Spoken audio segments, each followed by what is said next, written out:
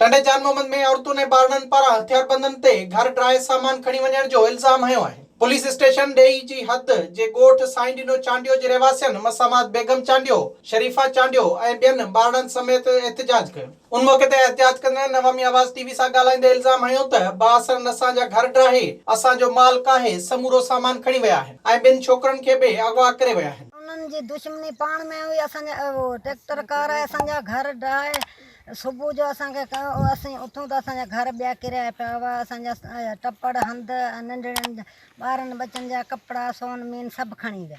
का शइ असांजी कोन छॾियऊं, पर दुश्मनी हुई उन्हनि में पंहिंजा पाण में विड़िया ऐं असांजनि जा नाला ॾेई ऐं हिकिड़ो अयूब ऐं रमज़ान ऐं इहो साईं दाद हनीफ़ नूर अहमद सभु टोटल गॾु हुआ। उहा दुश्मनी पाण में हुई। असांजा खणी राति जो ट्रैक्टर कार आहे, असांजा हंध टपड़ उहो त खणी विया। हुननि चयो त असां कंहिं बि क़त्ल में मुलविस न आहियूं, पोइ बि साम्हूं वारी धुर हरूभरू असां मथां कूड़ा इल्ज़ाम हणी असांखे नुक़सान पहुचाए रही आहे। एहतियात कंदड़नि SHO ॾेई ऐं SSP बदीन खां मुतालबो कयो त इंक्वायरी कराए नुक़सान जो अज़ालो करे इंसाफ़ फराहम कयो वञे। विज़िट कयो अवामी आवाज़ मीडिया ग्रुप जी वेबसाइट awamiawaz.pk।